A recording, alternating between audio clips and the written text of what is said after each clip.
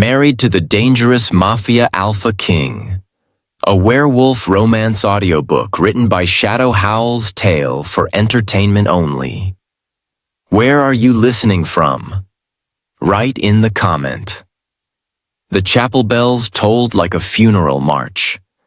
My wedding dress was a cage of white silk and lace, beautiful and suffocating in equal measure.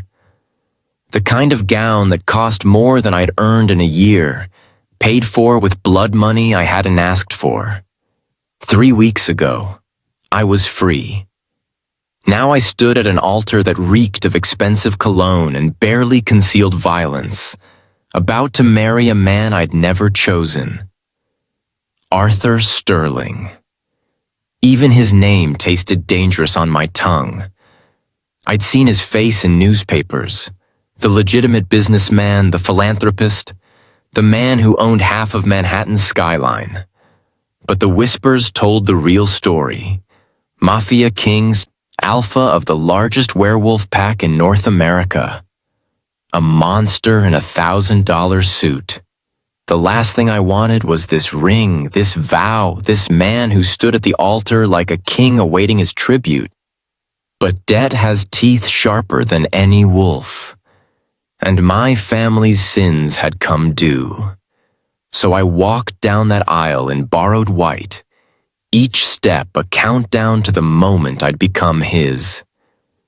The moment everything would change, the Alpha King's vow. The cathedral was gothic and grandiose, all soaring ceilings and stained glass that painted the guests in blood-red light. I'd expected a courthouse, something quick and cold and businesslike. Instead, Arthur Sterling had orchestrated a spectacle. Hundreds of eyes tracked my procession down the endless aisle.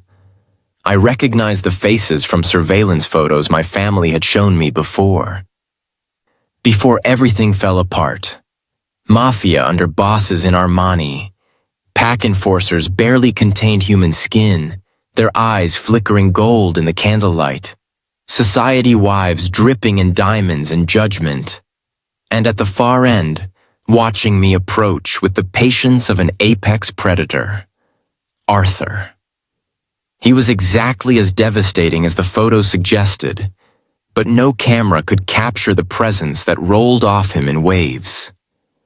Tall, broad-shouldered, with dark hair swept back from a face that could have been carved from marble if not for the slight crook in his nose, evidence of violence survived. His eyes were the color of aged whiskey, and they held mine with an intensity that made my pulse stutter. Not in fear. That was the problem.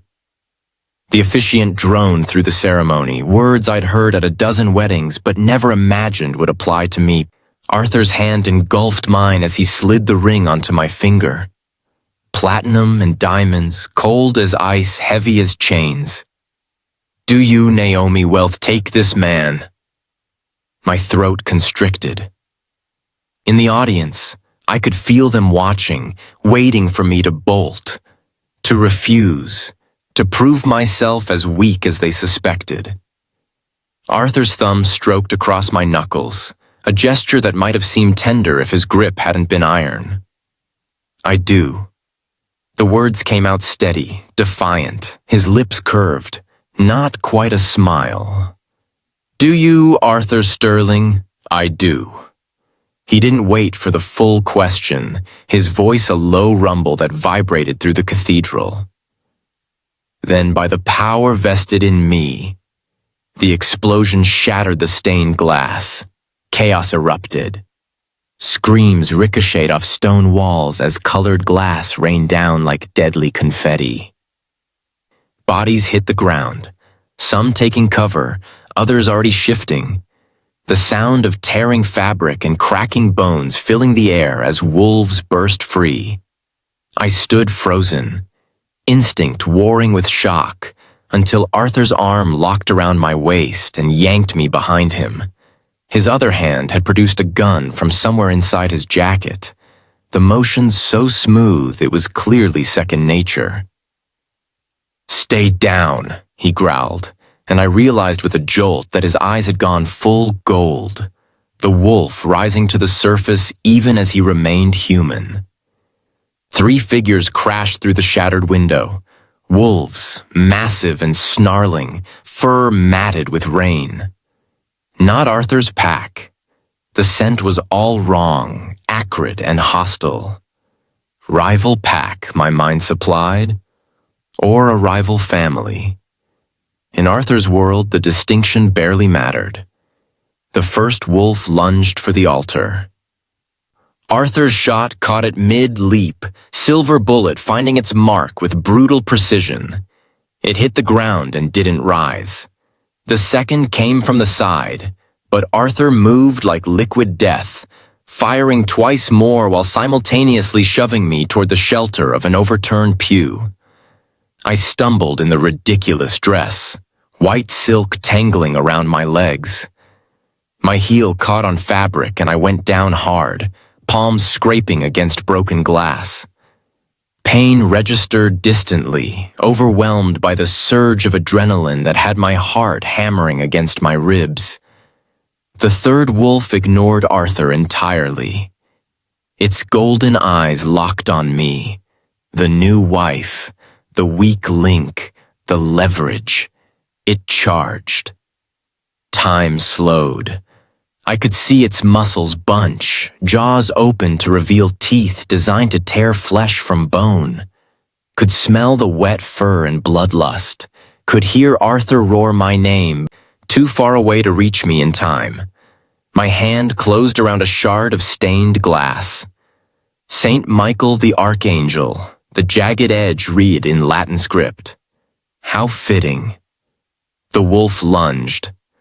I rolled, drove the glass upward with every ounce of desperate strength I possessed, and felt it sink deep into the soft tissue of the beast's throat. Hot blood sprayed across my white dress as the wolf collapsed on top of me, convulsing.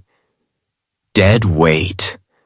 I shoved at it frantically, gasping, drowning in the copper scent of death, until strong hands hauled it off. Arthur stood over me, gun still raised, eyes scanning for threats. Around us, his pack had subdued the last of the attackers. The cathedral looked like a war zone. Bodies, blood, shattered beauty. He holstered the gun and reached down. I took his hand because pride seemed stupid when covered in blood and glass, and let him pull me to my feet.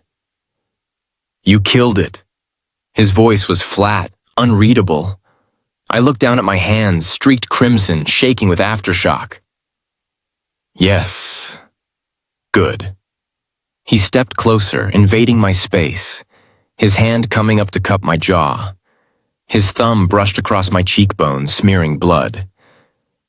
"Because in my world, Naomi, you're either predator or prey. I'm glad to know which you've chosen." His touch sent electricity racing down my spine. Not fear, not quite desire, something more dangerous than both. And beneath it, coiling through my chest like smoke, I felt something click into place. A bond I hadn't asked for, snapping closed like a trap. Our eyes met. He widened fractionally, and I knew he felt it too. "What?" I started. "We'll discuss it later." His hand dropped from my face, but the phantom heat remained. He turned to address the pack, his voice carrying command that made everyone still. "Sweep the perimeter, find out who sent them, and someone will clean up my wife." My wife. The word should have felt like a chain. Instead, standing there in a blood-soaked wedding dress with bodies cooling around us, they felt like a declaration of war. He looked back at me once more, those whiskey eyes burning with something between promise and threat. "Welcome to the family, Mrs. Sterling. Rule it or be buried beneath it." Then he was gone, striding through the carnage to coordinate his people, leaving me standing in the ruins of my wedding with the taste of blood on my tongue and a mate bond I'd never wanted humming beneath my skin. I look down at St. Michael in my hand, still dripping red. They think I'm prey, I thought, fingers tightening on the glass. Time to show them what happens when you back a predator into a corner. The private study was all dark wood and leather, the kind of room designed for making deals that would never see daylight. I'd been escorted here by two stone-faced enforcers while Arthur dealt with the aftermath of the attack. Bodies removed, witnesses questioned, threats assessed. Someone had brought me a robe to cover the blood-soaked wedding dress, black silk that probably cost more than my childhood home. I paced the length of the room, adrenaline still singing through my veins. My hands had finally stopped shaking, though I could still feel the phantom weight of the wolf dying beneath me, still smell the copper tang of blood. The door opened without warning. Arthur filled the doorway, jacket discarded, shirt sleeves rolled up to reveal forearms corded with muscle. There was blood on his collar, not his own, I suspected. Sit. He moved to the bar, pouring 2 fingers of amber liquid into crystal glasses. I'd rather stand. My voice came out steadier than I felt. He turned, studied me with those unsettling eyes. Suit yourself. He crossed to me in 3 strides, pressed 1 glass into my hand. Drink, you've earned it. The whiskey burned going down, but it cut through the metallic taste still coating my tongue. What was that? At the cathedral? A message. He took a long swallow from his own glass. The Volkov Pack. Russian Mafia with territorial ambitions. They've been testing my borders for months. And murdering your bride during the ceremony seemed like an effective strategy? You're alive, so no, not particularly effective. His lips quirked, though they did manage to ruin a $10,000 suit, so perhaps a minor victory. The casual way he discussed attempted murder should have terrified me. Instead, I found myself almost impressed by the sheer audacity required to function in this world. Why me? Why force this marriage? Arthur set his glass down, moved closer. I held my ground, refusing to retreat even as his presence overwhelmed the space between us. Your father owed me $3 million. He tried to pay it back with information, names, locations, evidence of my operations that he planned to sell to the FBI. Ice flooded my veins. My father wouldn't. He did. Arthur's voice was flat. I gave him a choice. Die screaming, or give me something of equal value. His hand came up, caught my chin, forced me to meet his eyes. He gave me you. The words hit like a physical blow. My father had sold me, traded his daughter to save his own skin. I'd known we were in debt to dangerous people, known my family's desperation had reached critical levels, but this? So I'm payment. My voice came out cold, detached. A debt settlement. Yes. He didn't soften it, didn't try to pretty up the transaction. But you're also more than that now. The bond. The word tasted bitter. I felt it during the attack. Mate bond. Arthur's thumb brushed across my lower lip and electricity sparked at the contact. I didn't expect it. The marriage was purely strategic, an alliance that would absorb your father's debts and connections into my empire. But the moment you killed that wolf, his eyes darkened. The bond snapped into place. I jerked back from his touch, needed distance to think. I don't want it. Any of this. What you want stopped mattering the moment you said, I do. He stalked toward me, predator closing in. But understand this, Naomi, I don't deal in half measures. You're my wife now. That makes you Luna of the largest pack on the East Coast. Queen of an empire that spans legitimate business and the underworld both. I need you whole, not broken, strong, not cowering. What do you want from me? I demanded. Really? Arthur stopped inches away, close enough that I could feel the heat radiating off him. Smell the smoke and expensive cologne that clung to his skin. Everything. Your loyalty, your strength, your body, your soul. I want a queen who can stand beside me when the world tries to tear us apart. A partner who'll watch my back and guard our territory. His hand slid into my hair, grip firm but not painful. And I want you willing. The bond makes resistance difficult, but I won't force you into my bed. The mate bond hummed beneath my skin, urging me closer, whispering that this man was mine, that I should submit and claim and surrender all at once. I fought it, clung to the anger that had sustained me through 3 weeks of hell. You'll have my obedience when it suits me, I said, voice low and dangerous. And nothing more. I'll play your Luna in public, stand at your side and smile for your wolves. But don't expect devotion. Don't expect love. You bought my presence, not my heart. Something flickered in his eyes. Respect, maybe, or challenge accepted. Fair enough. He released me, stepped back. But understand this, wife. The world we live in devours the weak. Every pack in North America will be watching, waiting for you to stumble. Every rival family will see you as my weakness, a crack in my armor they can exploit.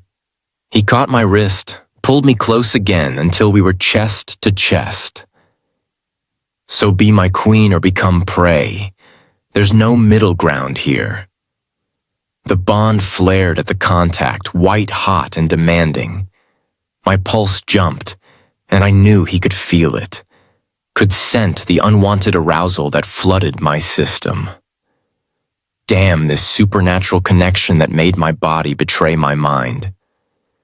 Then I'll be a queen, I whispered, meeting his eyes without flinching. But on my terms, not yours. Arthur smiled. The first real smile I'd seen, sharp and pleased and absolutely terrifying.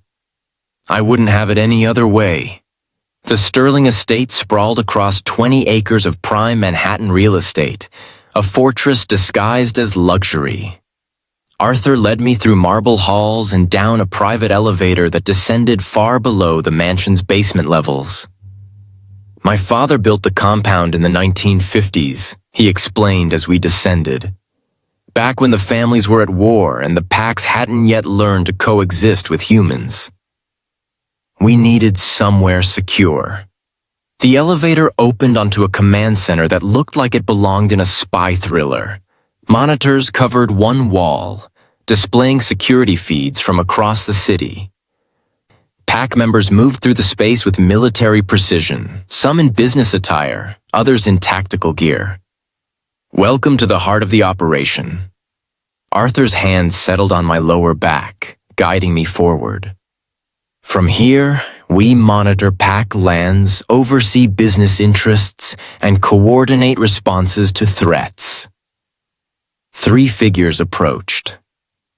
The first was a mountain of a man with silver-shot hair and eyes that glowed faintly amber, his wolf close to the surface. Stone Reeves, Arthur introduced. My beta, second in command of the pack.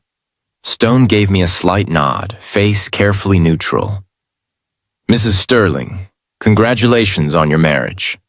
The words were correct, but his tone held reservation. He didn't trust me yet. Fair enough. I didn't trust him either. The second man was leaner, dark-haired, with the sharp-eyed look of someone who counted cards and calculated odds for a living. Dmitri Kozlov, consigliere. He took my hand, kissed it with old-world courtesy. The Alpha speaks highly of your initiative during the ceremony. I prefer living to dying, I said dryly. Call it a character flaw. Dimitri's smile was all calculation. Indeed, a useful trait in our world. The third figure made my hackles rise instantly. She was beautiful in a predatory way, all golden hair and sharp features, wearing a dress that cost more than most cars. Her eyes, pale green and cold, assessed me with open hostility.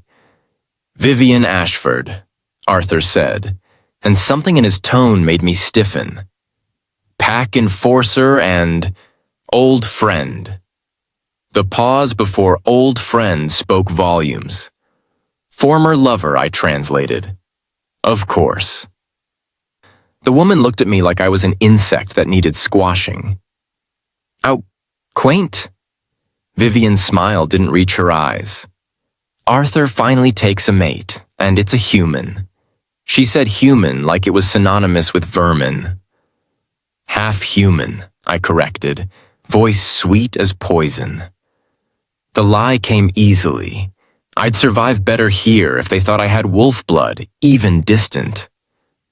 "My grandmother was Silver Creek Pack. Before your time, I'm sure." Arthur's hand tightened fractionally on my back. A warning or acknowledgement, I couldn't tell. Vivian's eyes narrowed, clearly running calculations of her own. "How convenient," she purred. "And yet you didn't shift during the attack. Strange for someone with pack blood." "Dormant gene," I said smoothly, meeting her gaze without flinching. "Happens in mixed bloodlines." I'm sure Arthur has explained the situation to his enforcers. I loaded the last word with enough dismissal to make it an insult. Stone coughed, covering what might have been a laugh. Dimitri's eyes gleamed with amusement. Vivian's smile turned glacial. "Well," she said softly, "I look forward to seeing how you handle pack life, Luna. It can be so dangerous for those unused to our ways." "Ladies," Arthur's voice cut through the tension like a blade. "Vivian, status report on the Volkov situation." She pivoted instantly back to business. 3 dead attackers, all confirmed Volkov pack. The 4th escaped before we could secure him. We've reached out to our contacts in Brighton Beach. The monitors behind her flickered, then filled with static. Every screen in the room went dark simultaneously. The pack members reacted instantly, weapons drawn, bodies shifting into defensive positions. Stone was at Arthur's side in a heartbeat, a gun appearing in his hand as if conjured from air. Then the center monitor sparked back to life. A face filled the screen, brutal, scarred, with eyes like chips of ice. His voice came through the speakers, thick with Russian accent. "Arthur Sterling, you have something that belongs to me." Arthur's entire body went rigid. "Alexei Volkov, you killed my nephews today," Alexei continued, smile revealing gold teeth. "In a church, no less. Very disrespectful. But I am reasonable man. Return what you have taken, and perhaps I forgive this insult." "I've taken nothing of yours." "No?" Alexei's smile widened. "Then explain how my shipment, 50 kilos of high-grade product, worth $5 million, disappeared from my warehouse 3 nights ago, and explain why witnesses saw Sterling enforcers leaving the scene." I felt Arthur's confusion. Genuine, I thought, though he hid it well. "I don't deal in drugs, Volkov. You know this. Someone's playing us against each other. Perhaps. Or perhaps you have grown greedy in your old age." Alexei leaned forward. "You have 48 hours to return my property. If you do not..." His eyes shifted to me, and ice flooded my veins. "Well, I understand you have new wife. Very beautiful. It would be shame if something happened to her. The screen went black. For 3 heartbeats, no one moved. Then Arthur turned, and the rage in his eyes was absolutely inhuman. "Find him," he snarled at Stone. "Tear this city apart if you have to. I want to know who hit that warehouse, and I want Volkov's head on a spike by sunrise." "Arthur," Stone started. "Now!" The command cracked like a whip, loaded with alpha power that made every wolf in the room flinch and bow their heads. Stone nodded once and started barking orders, the room exploding into controlled chaos. Arthur grabbed my arm, pulled me toward a side corridor. Vivian moved to follow, but he stopped her with a look. "Guard the compound. No one in or out without my authorization." She bowed her head, submission clear, but her eyes promised murder as they locked on me. Arthur dragged me through a maze of corridors until we reached a private office, sealed the door behind us with biometric locks. Only then did he release me. "Well," I said into the silence, "this is going well." He turned on me, and for the first time, I saw the mask crack completely. Fury and something darker. Fear, maybe, though I doubted Arthur Sterling admitted to such weakness. "You wanted to know what I expect from you? This is it. Survival. Because every enemy I have will now come for you to hurt me. Every rival will see you as the knife they can slide between my ribs." "I didn't ask for this," I shot back, anger rising to meet his. "You think I wanted to be sold to a crime lord? You think I wanted some mystical bond that makes me crave a man I barely know?" "No," he said quietly, dangerously, "But you're here anyway, and you have 2 choices, adapt or die.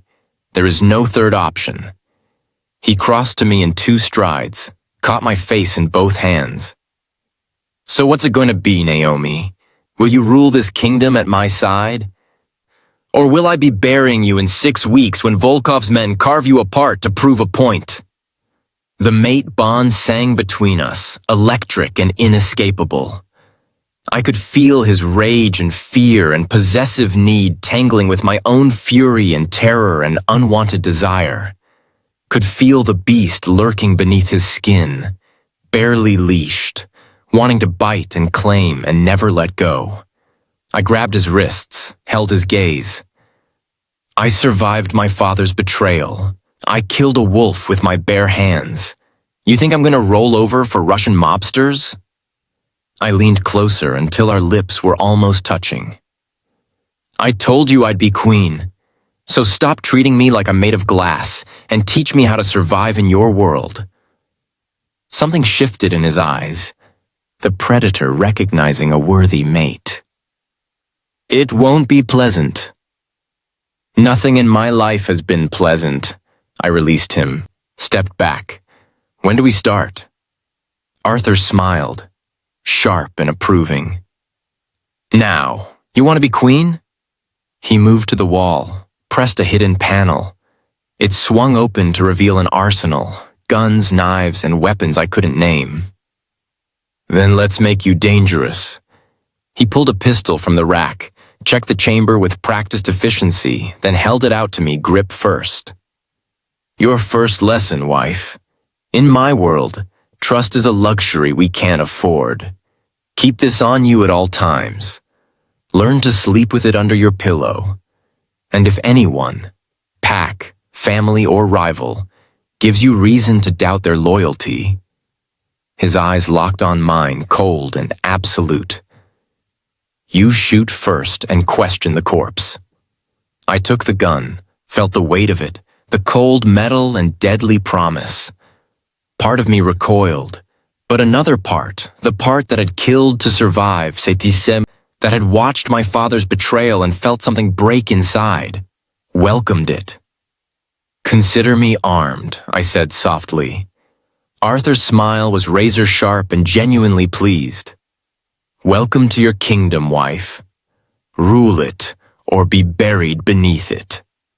I checked the safety, tucked the gun into the pocket of my robe, and met his eyes with steel in my own. I choose ruling. Good. He turned back to the arsenal, began selecting additional weapons.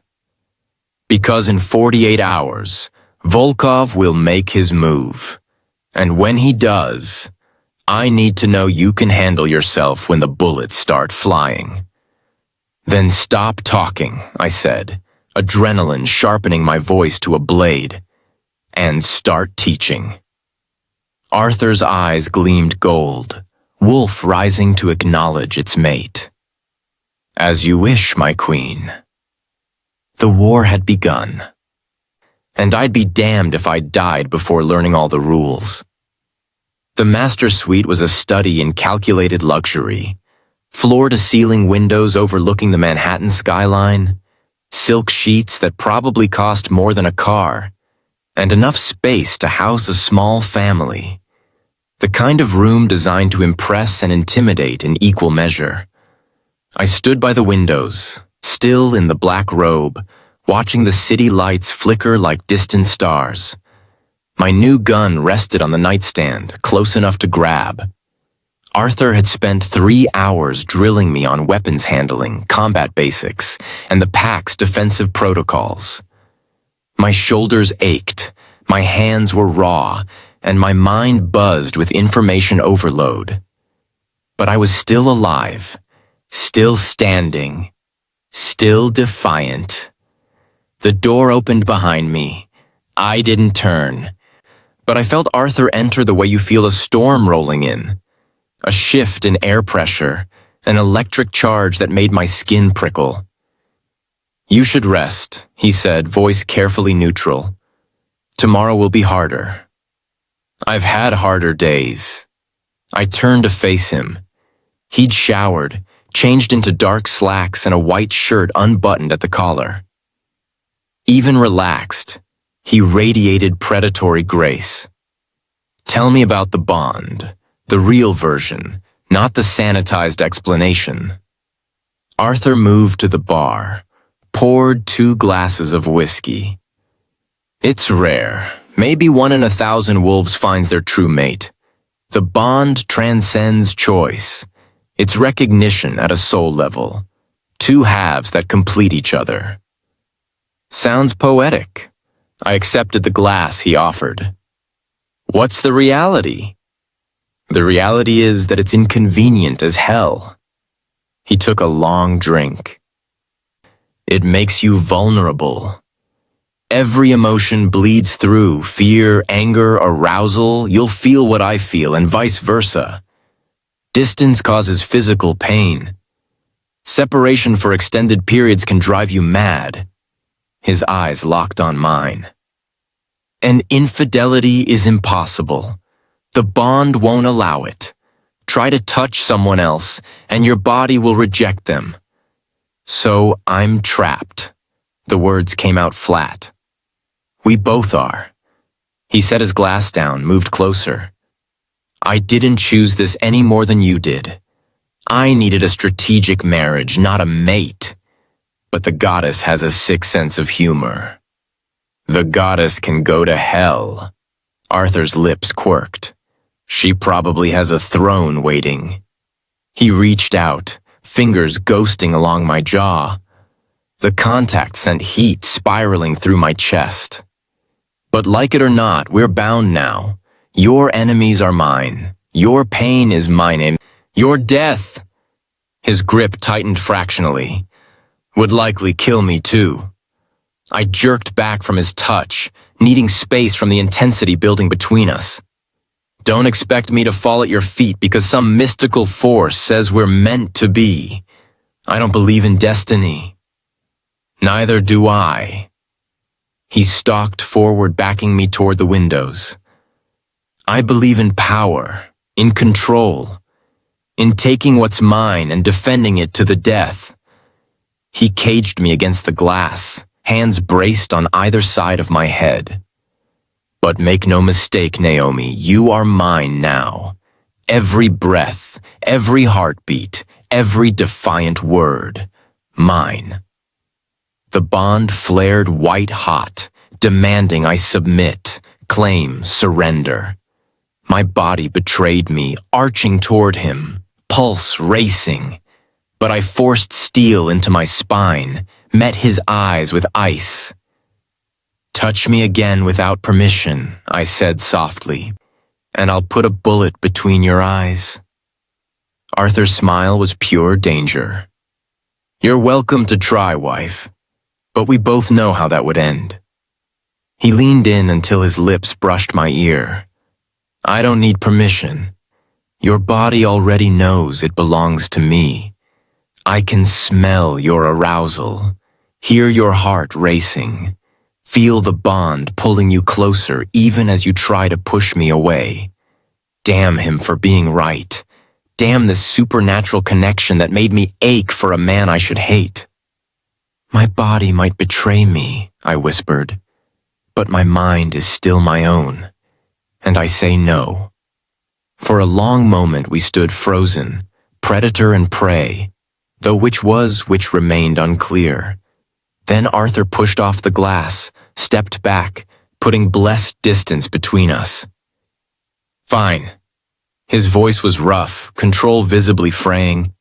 "We'll do this your way, for now. But understand this, the bond will only get stronger. Eventually resistance will be impossible. When that day comes..." His eyes glowed gold in the darkness. "I won't be gentle. When that day comes," I shot back, "I won't ask you to be." The tension crackled like lightning about to strike. Arthur's jaw clenched, hands fisting at his sides. I could feel his wolf straining against his control, wanting to claim and dominate, but he held himself back. Barely. "The bed is yours," he said finally. "I'll take the couch." How chivalrous. Don't mistake strategy for chivalry. He grabbed a pillow, threw it onto the leather sofa by the fireplace. "You need rest. Tomorrow you face the pack tribunal. Show weakness, and they'll tear you apart." He stretched out on the couch, far too large for the space. "So sleep, wife, say, dream of how you'll survive what's coming." I wanted to argue, to prove I didn't need his consideration, but exhaustion was dragging at my bones, and he was right. Tomorrow would test me in ways tonight's violence hadn't. I moved to the bed, slipped between silk sheets still wearing the robe, kept the gun within reach. Across the room, Arthur's breathing steadied into something approximating rest, though I suspected he remained alert. The bond hummed between us, a tether I couldn't cut. I could feel him even in the darkness, his presence, his power, the wolf lurking beneath his skin. "Arthur," I said into the quiet. "Yes?" "Why didn't you just let me go? Walk away from the debt, from the marriage? You're powerful enough. You didn't need this complication." Silence stretched for so long I thought he wouldn't answer. Then, "Because the moment I saw you walk down that aisle, defiant and beautiful and absolutely terrified, I knew. You weren't just payment for a debt. You were the queen I'd been waiting for." His voice dropped to a growl. "And I've never been good at letting go of what's mine." I closed my eyes, hating how his words affected me. Hating the small, traitorous part of my heart that thrilled at being claimed. "Get some sleep, Naomi," he said, softer now. "Tomorrow you become Luna. And trust me, you'll need all your strength for what they'll put you through." I didn't answer, just lay in the darkness, listening to the city below and the man across the room, feeling the bond tie us together tighter with each passing moment. Tomorrow I'd face his pack, prove myself worthy or die trying.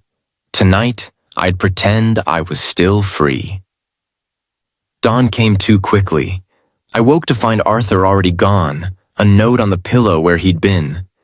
"Dress for war. They smell weakness like blood in water. In the closet, a space larger than my childhood bedroom, I found clothes that fit perfectly. Someone had measured me, stocked the space with everything from combat gear to evening gowns. The level of preparation was both impressive and unsettling. I chose black leather pants, boots that could double as weapons, and a crimson silk blouse that wouldn't show blood. Armor disguised as elegance. The gun went into a shoulder holster beneath a black jacket.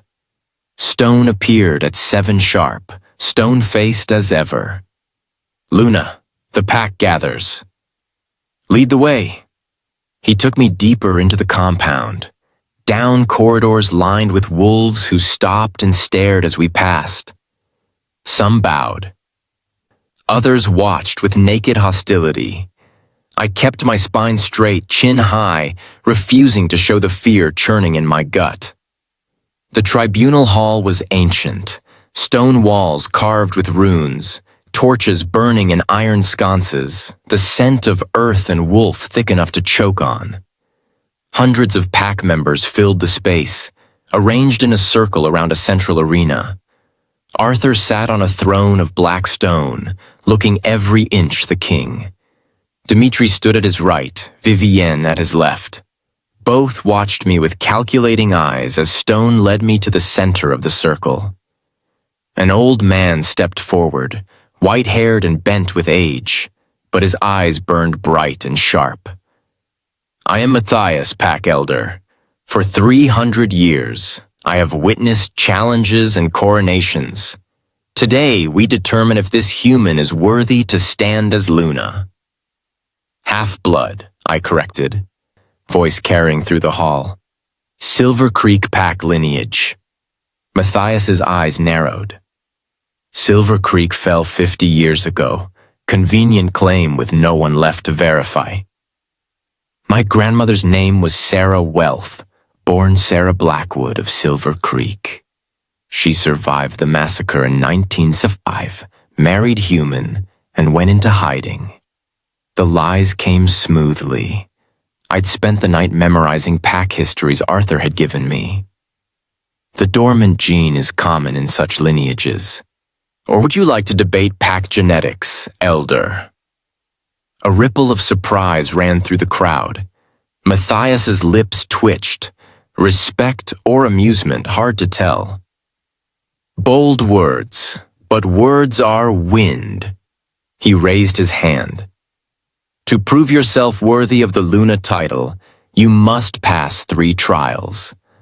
Combat to show strength, wisdom to show leadership, and loyalty to show commitment to this pack." His gaze swept the assembly. "Who challenges the Alpha's choice?" Silence. Then Vivian stepped forward, smiles sharp as knives. "I do." Of course she did. "The combat trial," Vivian purred, circling me like a shark. "Me against the Luna. No weapons, no mercy. First blood or submission."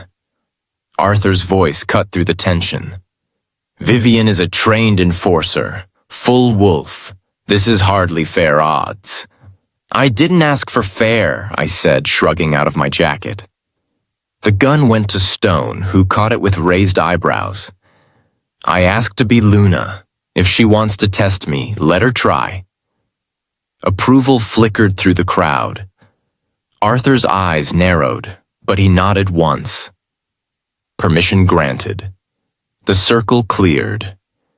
Vivian stripped off her dress without shame. Standing in fighting leathers that showed every lethal line of her body. "Any last words, human?" "Yes." I dropped into a fighting stance Arthur had drilled into me last night. "Try not to bleed on my boots, they're new." She lunged with supernatural speed. I barely dodged, her claws half emerged, raking across my shoulder. Pain flared, hot and sharp. Blood welled, soaking my blouse. First blood. She'd won by pack law. But I wasn't done. As Vivian raised her hand to show the crowd her victory, I struck, not at her body, but at her knee, using every ounce of human strength to drive my boot into the joint. The crack echoed through the hall. Vivian howled, stumbling. I followed up with an elbow to her throat, dropping her to the ground. Before she could recover, I had her arm wrenched behind her back, my knee on her spine. "Yield," I growled. "Never." She tried to shift, wolf rising. I torqued her arm harder, felt something pop.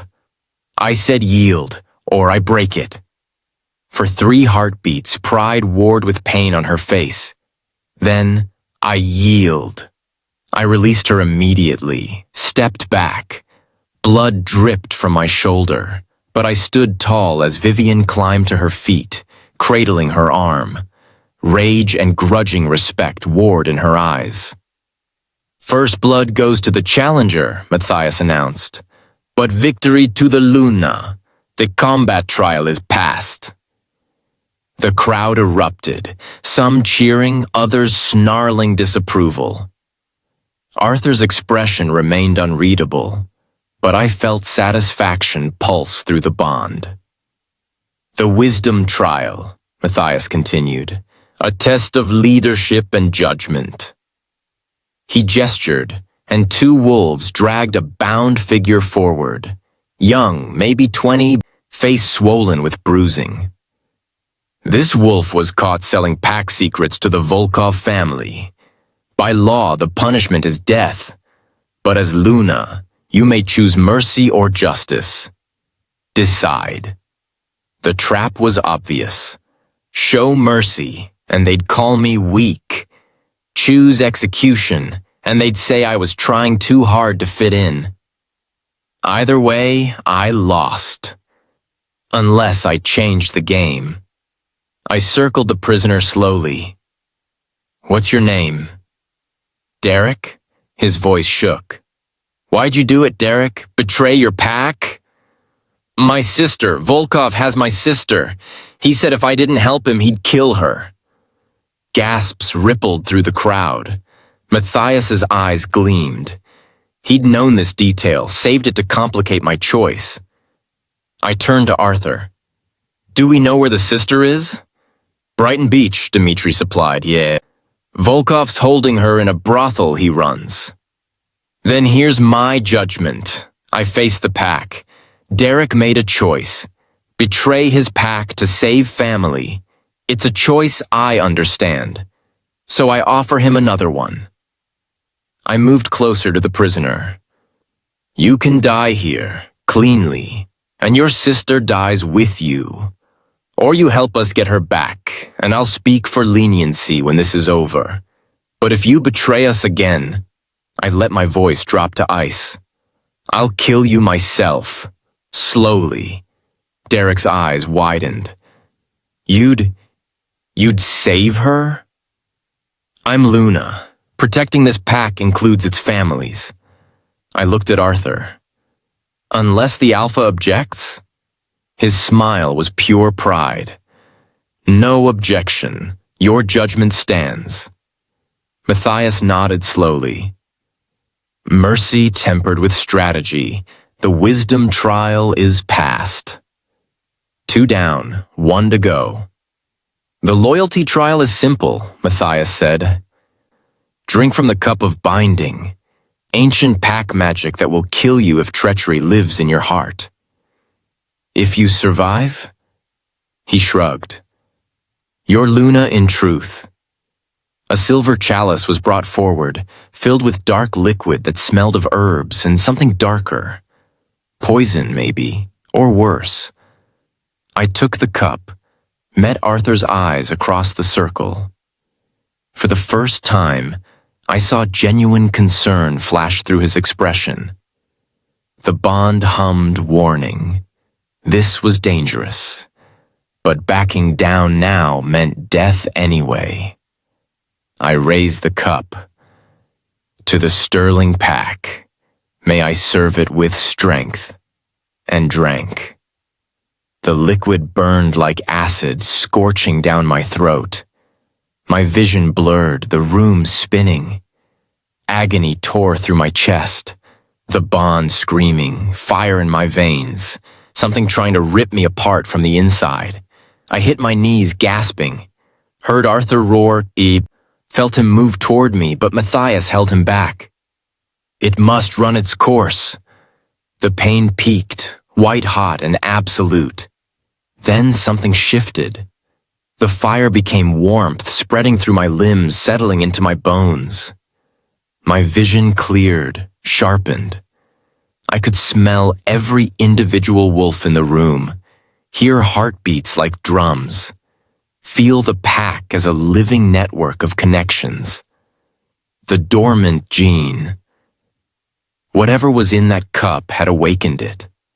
I rose slowly, feeling power coil through muscles that had never felt this strong. My reflection caught in a polished shield on the wall. My eyes glowed faintly amber. "Holy hell," Stone breathed. Matthias stared, something like awe on his ancient face. "The blood recognizes her. The pack accepts her. She is Luna." The crowd erupted in howls, not entirely approval, but acknowledgement. I'd passed their tests, earned my place through blood and will. Arthur crossed to me in 3 strides, caught my face in his hands. "Are you?" "I'm fine." I was better than fine. I felt alive in ways I'd never experienced. Better than fine, actually. His eyes searched mine, finding the wolf looking back. "You continue to surprise me, wife. Get used to it." The moment shattered as the doors exploded inward. Stone spun, gun already drawn. Dmitri moved to shield Arthur. The pack shifted into defensive positions. A man stumbled in, one of Arthur's outer guards, bleeding from a dozen cuts. In his hand, he clutched a small box. "Alpha," he gasped, falling to his knees. "Message from Volkov." Arthur took the box, opened it. His expression went absolutely glacial. Inside, packed in ice, was a severed finger wearing a sterling pack ring. "Victor Mendez," Dmitri identified, voice tight. "One of our people in Brighton Beach." There was a note, written in blood. 48 hours is now 24. Return my property or start collecting body parts. AV. Arthur's hands crushed the box, wood splintering. The rage rolling off him was palpable, making every wolf in the room flatten their ears. "Stone, full mobilization. Dmitri, call in every favor we have in the city. I want Volkov's head, and I want it before sunrise." "Arthur," I started.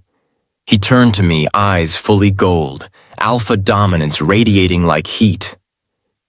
"This is your world now, Naomi. Adapt fast, or they'll send me pieces of you next. Do you understand?" I understood perfectly. War had been declared. And I was standing at the center of a battlefield that would soak Manhattan in blood. I straightened, let my own new wolf rise to meet his. "Then let's go to war." His smile was absolutely feral. "That's my Luna." The pack howled approval. And as the sound echoed through the ancient hall, I realized with crystal clarity I'd stopped being prey the moment I'd killed that first wolf. Now I was predator, and God help anyone who stood in my way. The war room hummed with lethal energy.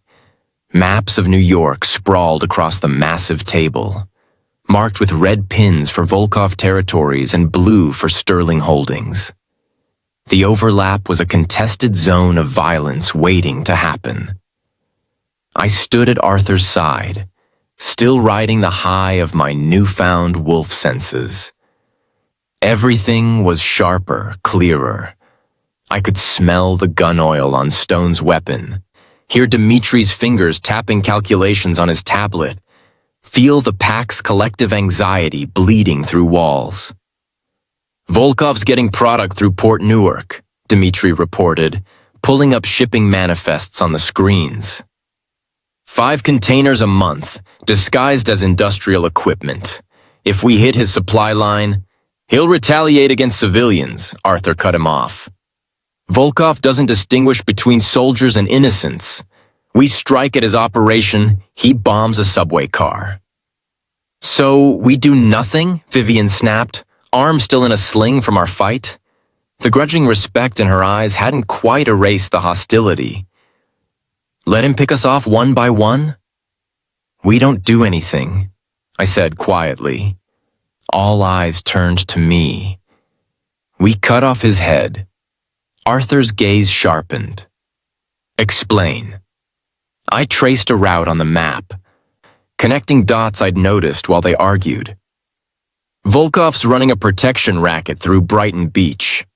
Every business pays tribute, but there's one he visits personally every Thursday, a restaurant called Troika. His mother owns it. I looked up. Men like Volkov, they have patterns, rituals. Family means something, even to monsters. How do you know this? Stone demanded. I'd spent half the night reading through intelligence files Arthur had given me, memorizing names and faces and connections. But more than that, my father worked collections for the Bratva before he jumped to Sterling territory. I grew up hearing about the Russian operations. Volkov's mother is his weakness. Everyone knows it. She's the only person he trusts completely. Dimitri's fingers flew across his tablet. Thursday is tomorrow. Troika is in the open, civilian area hard to secure. If we could get assets inside, he'll have his inner circle with him, Stone argued. Minimum 20 wolves, all battle-hardened. Even with surprise, the casualties would be catastrophic. Not if we offer him what he wants, I said. The missing shipment. Tell him we found it and want to negotiate a return. He'll bring fewer guards if he thinks he's getting his product back. Arthur studied me with those predatory eyes. You're suggesting we walk into a trap. I'm suggesting we make him think he's lying. I met his gaze steadily. You said you needed a queen who could stand beside you. Let me prove I can. The room fell silent. The pack leadership exchanged glances, some skeptical, others calculating. Finally, Arthur smiled, sharp and dangerous. You're either brilliant or suicidal. Both, probably. I leaned over the map. But if we're going to end this, we do it on our terms, not his. For the next 6 hours, we planned. Dimitri coordinated with contacts in the NYPD, wolves in the department who could ensure response times were delayed. Stone assembled a strike team, wolves who could pass as human long enough to get close. Vivienne reluctantly agreed to coordinate the perimeter, and I learned how Arthur Sterling had built an empire. Through meticulous planning, ruthless efficiency, and the kind of strategic thinking that turned opponents into corpses. Near midnight, the others finally dispersed, leaving Arthur and me alone in the war room. Exhaustion pulled at my edges, but adrenaline kept me sharp. You didn't have to do this, Arthur said quietly. Volunteer yourself as bait. Yes, I traced the route to Troika for the 100th time. You said every enemy would come for me to hurt you. Better to face them on my terms than wait for them to strike. He moved behind me, hands settling on my shoulders. The touch sent electricity down my spine, the bond singing contentment at his proximity. You've changed since the awakening. I feel different, stronger. I turned to face him, but also connected to you, to the pack, like I'm part of something larger than myself. That's what it means to be Luna. His thumb brushed my cheek. To carry the pack's strength and bear their burdens. Is it always this intense? No. His voice dropped. What we have, true mates, it's exponentially stronger. Your fear is my fear. Your pain is my pain. His hand slid into my hair. Your victory is my victory. The mate bond flared between us, hot and demanding. I could feel his desire, his possessive need. The barely leashed wolf that wanted to claim and mark and never let go. And worse, I could feel my own response, the treacherous want that had nothing to do with supernatural bonds and everything to do with the man standing before me. Arthur, I whispered. I know. He leaned closer, breath ghosting across my lips. Tell me to stop. I should have maintained the walls I'd built, the distance that kept me safe. But something had shifted during the trials. Maybe it was the wolf awakening inside me. Maybe it was facing death and choosing to fight. Maybe it was simply that I was tired of running from the inevitable. Don't stop, I breathed. He kissed me like a man starving, fierce and consuming, claiming my mouth with devastating thoroughness. The bond exploded between us. Pleasure so intense it bordered on pain. I gasped against his lips, and he swallowed the sound, backing me against the table. Naomi. My name was a growl. His hands mapped my body with possessive intent, learning every curve, every response. Mine. Yours, I agreed, too lost in sensation to care about pride.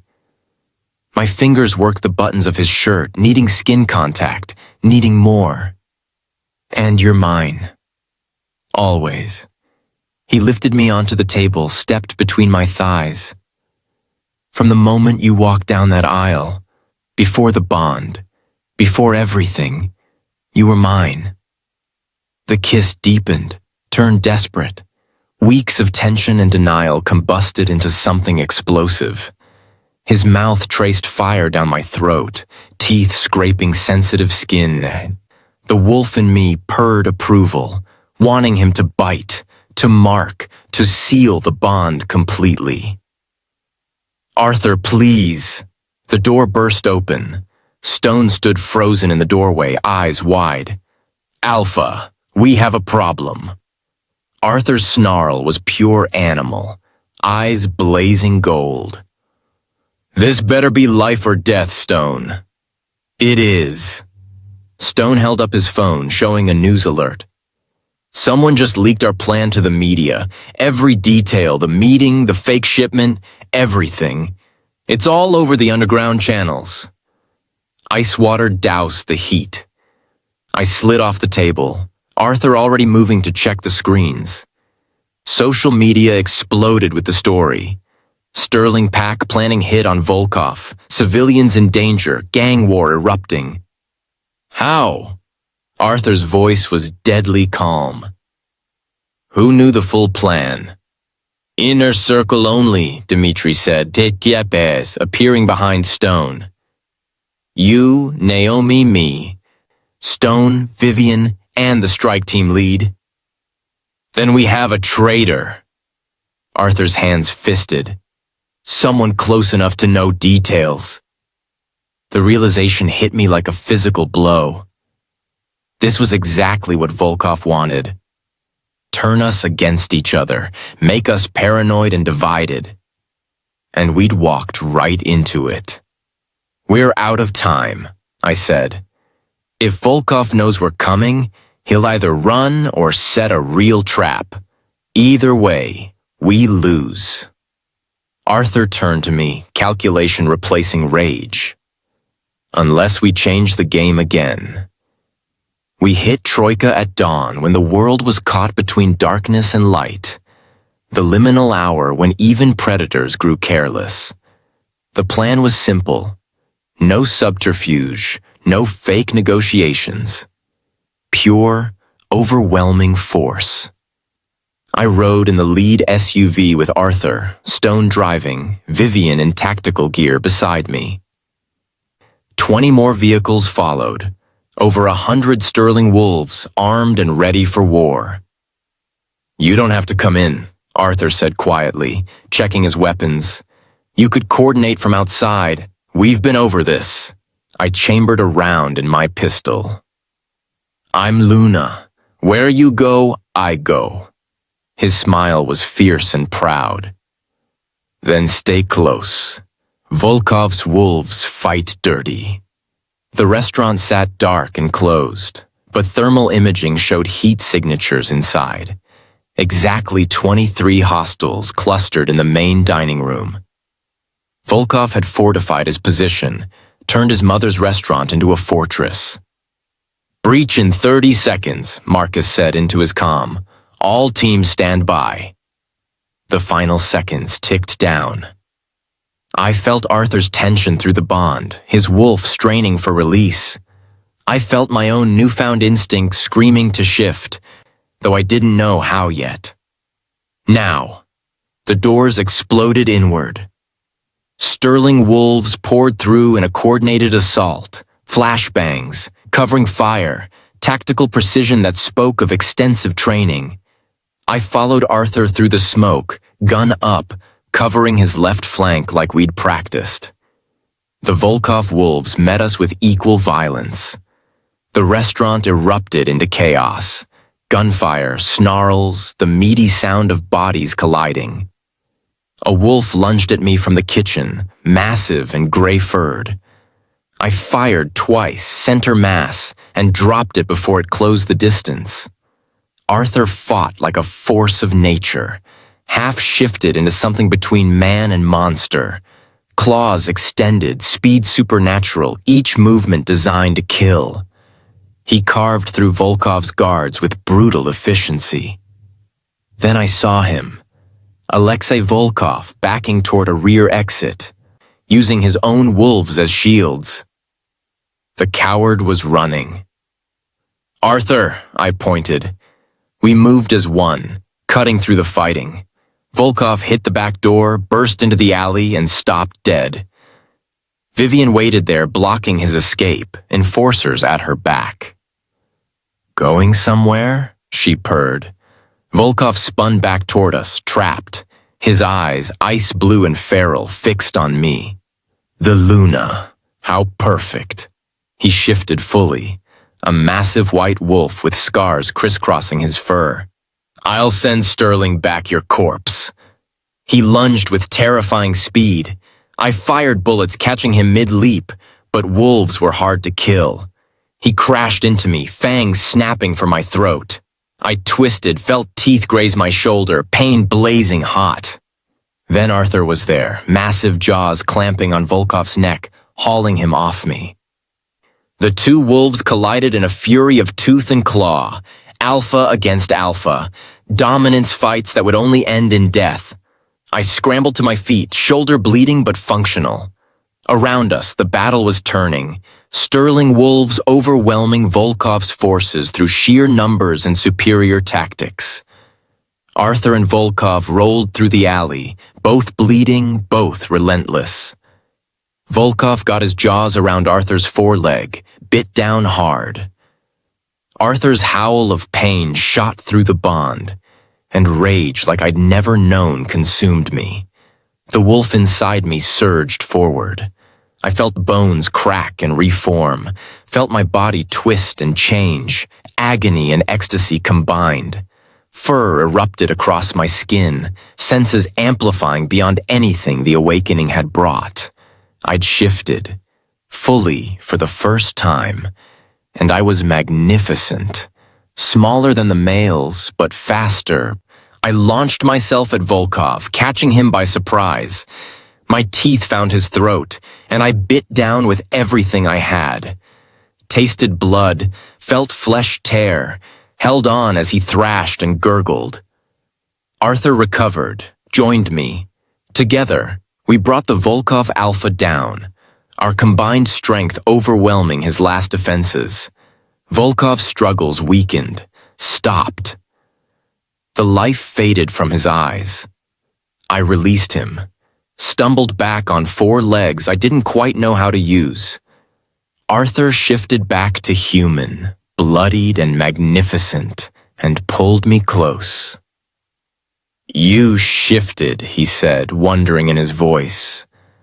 "Full wolf, first time in the middle of combat. That's unheard of." I tried to shift back and felt the change ripple through me. Bones cracked back into place, fur receding, until I knelt human and naked in Arthur's arms. "Are you?" I gasped. "I'm fine, you saved my life." He kissed me, hard and possessive, tasting of blood and victory. My queen, my mate, my equal. Around us, the Sterling pack howled triumph. The battle was won. Volkov was dead. The war was over. But as Stone approached with a phone, expression grim, I knew we weren't done yet. "Alpha, we found something in Volkov's office." He held up the phone, showing encrypted messages. "He wasn't working alone. Someone inside Sterling territory hired him to take you out. Someone who knew about the wedding, the attacks, everything." My blood ran cold. "The traitor." "Not just any traitor," Dmitri added, appearing from the restaurant. "The messages reference someone called the Crow, a code name. Whoever it is, they're high up in the organization." Arthur's expression went absolutely lethal. "Then we find them, and we make an example that will echo through every pack in North America." It took 3 days of investigation. 3 days of paranoia, of suspecting everyone, of watching allies with the wariness usually reserved for enemies. The pack felt the tension, grew restless and dangerous. I spent those days learning to control my wolf, to shift at will rather than just in crisis. Arthur trained me personally, patient and demanding in equal measure. The bond between us strengthened with each passing hour, until it felt like I'd never existed without him, like we were 2 parts of one soul. On the 3rd night, Dmitri found it. A paper trail buried in offshore accounts, payments made to Volkov over 6 months, all originating from a Sterling subsidiary. "There," he said, pointing to a signature on the authorization forms. "That's our Crow." I stared at the name, felt my world tilt. Stone Reeves, Arthur's beta, his second in command for 15 years. "No," Arthur breathed. "Not Stone. He's been with me since before you became Alpha," Dmitri finished grimly. "He served your father, which means he's had access to everything." "Why?" I demanded. "What could he possibly gain?" "Power." Vivian appeared in the doorway, face hard. "Stone always believed he should have been Alpha when Arthur's father died. The pack chose Arthur instead. Younger, stronger, more visionary. Stone never forgave him." Arthur's hands trembled with rage. "Where is he?" "The compound. In his quarters." Dmitri loaded his gun. "He doesn't know we found him out." "Then let's keep it that way." Arthur's eyes blazed gold. "Naomi with me. Everyone else seal the compound. No one in or out." We moved through the hallways like shadows, every sense heightened. I could smell Stone before we reached his door. Gun oil, wolf musk, and underneath it all the acrid tang of fear. He knew. Somehow he knew we were coming. Arthur kicked the door open. The room was empty, but the window stood open, curtains billowing in the night wind. "He ran," Vivian snarled. "No."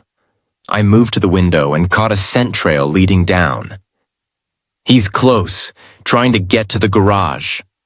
We pursued, Arthur and I in the lead, the mate bond letting us move in perfect synchronization. Downstairs, through corridors, until we burst into the underground parking structure. Stone waited by an SUV, gun drawn, pointed at us. But behind him, a dozen wolves, all wearing Volkov pack colors. Survivors, reinforcements, I couldn't tell. It didn't matter. I wondered how long it would take you, Stone said, voice eerily calm. Longer than I expected. You're getting sloppy, Arthur. Why? Arthur's voice cracked with betrayal. I trusted you, made you second, gave you everything. You gave me nothing, Stone roared, composure shattering. Your father promised me, said when he stepped down, I would lead. Then you came along the Golden Sun and took what was mine. 15 years I've waited. 15 years of watching you play alpha while I did all the real work. So you tried to have him killed, I said flatly. Hired Volkov, leaked information, sabotaged operations, all because you couldn't handle losing fairly. Stone's smile was poisonous. Not just kill him, destroy everything he built. Let the pack see him weak, vulnerable, brought down by a human wife. Then, in the chaos, I'd step in, the steady hand, the true alpha. His gun shifted to point at me. You were supposed to die in the cathedral. Volkov's wolves were supposed to rip you apart before the vows even finished. But you survived. I kept surviving. Become the very thing I needed you not to be. Strong. She's more than strong, Arthur growled. She's Luna, and you just signed your death warrant. Did I? Stone gestured, and the Volkov wolves advanced. I don't think so. You're outnumbered, outgunned, and about to watch your precious mate die. Then I'll kill you, take your pack, and rule the way I should have from the beginning. The Volkov wolves lunged. Arthur and I shifted simultaneously, our transformations synchronized through the bond. We met the attack as one entity, him high, me low, working in perfect harmony. His strength combined with my speed, creating something greater than either of us alone. I tore through two wolves, tasted blood, felt the savage joy of the hunt. Heard Arthur's battle roar, felt his victory through the bond. We were unstoppable, a mated pair fighting as nature intended. But Stone had shifted too, a massive beta wolf only slightly smaller than Arthur. He avoided direct combat, circling, waiting for an opening. Coward tactics from a coward wolf. Then Vivian burst in with reinforcements. Sterling wolves pouring through the garage entrance, outnumbering the Volkov survivors. The tide turned instantly. Stone saw his plan collapsing, made a desperate lunge. Not at Arthur, at me, the easier target, the weakness he could exploit. I met his charge head-on, jaws snapping. We collided in a tangle of fur and fury. He was bigger, stronger, more experienced. But I had something he didn't. Rage. 15 years this wolf had plotted against his alpha, had endangered the pack, invited enemies into our home, tried to murder the man The realization hit mid-fight. I loved Arthur. Fully, completely. The bond just amplifies what had grown naturally through fire and blood. And Stone had tried to take him from me. My jaws found Stone's throat. I bit down and didn't let go, even as he thrashed, even as his claws raked my sides. Held on until he stopped moving, until the light faded from his eyes, until justice was served. I released him, shifted back to human, stood over his corpse covered in blood and breathing hard. Arthur appeared beside me, human again, pulling me close despite the gore. "It's done. You're safe. We're safe." "He almost succeeded," I whispered. "If we hadn't found the evidence, but we did, together." He tilted my face up. "You're not just my queen, Naomi. You're my equal, my partner in all things, and He paused, something vulnerable crossing his face. "I love you. Not because of the bond, but because of who you are, who you've become." Tears pricked my eyes. "I love you too. Even though you're a possessive, controlling, dangerous bastard?" His laugh was pure relief. "Those are my best qualities." "I know." I kissed him soft and deep, tasting victory and future and home. Around us, the Sterling pack howled. Acceptance, celebration, recognition of their Luna. The ceremony took place 1 month later in the Grand Hall, before the assembled packs of North America. Arthur had called a gathering, an official presentation of his Luna and a demonstration of Sterling power. I wore crimson and gold, colors of blood and triumph. The dress was elegant armor, beautiful and deadly. Arthur stood beside me in black, looking every inch the Alpha King. "We have faced betrayal," he told the assembled wolves, voice carrying through the massive space. "We have weathered war. We have been tested by enemies without and within. And we have emerged stronger." He turned to me, took my hand. "Naomi Wealth Sterling, you came to us as payment for a debt. You became Luna through trials of blood. You have proven yourself warrior, strategist, and queen." He raised our joined hands. "I present to you the Sterling Luna. Challenge her and you challenge me. Harm her and you invite extinction." The power in his voice made every wolf present lower their heads in respect. Even the rival alphas, those who'd come hoping to see weakness, bowed to the inevitable. "But more than that," Arthur continued, softer now. "She is my mate, my equal, my partner in ruling this territory. What we have built together will endure for generations. This is my vow before the goddess and the pack." He turned to me, produced a crown, delicate silver worked to look like branches, studded with diamonds like stars. He placed it on my head, and the weight felt right. Earned. "Your turn," he murmured. I faced the assembly, felt my wolf rise strong and certain. "I came here as a captive. I became a survivor, and now I stand as your Luna. Not because a mate bond said so, but because I fought for this place.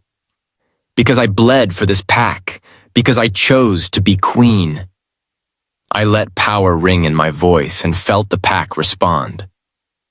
"And I vow this, I will protect what's ours with everything I have. I will stand against any threat, and I will rule beside my mate as long as breath remains in my body." The pack howled approval, the sound shaking the rafters. Later, as we stood on the balcony overlooking Manhattan, Arthur pulled me close. "Any regrets?" I thought about the terrified girl who'd walked down an aisle 4 months ago. Thought about everything I'd survived, everything I'd become. "Not one," I said honestly. "They forced me to marry a monster, so I became one worthy of standing beside him." Arthur's smile was pure wickedness, and they'll spend the rest of their lives regretting it. Below us, the city glittered like jewels. Our city. Our empire, built on blood and gold, ruled by a king and queen who'd been forged in fire. And in the distance, I could have sworn I heard the goddess laugh. The end. But in the shadows of the Sterling Empire, whispers began of a new threat.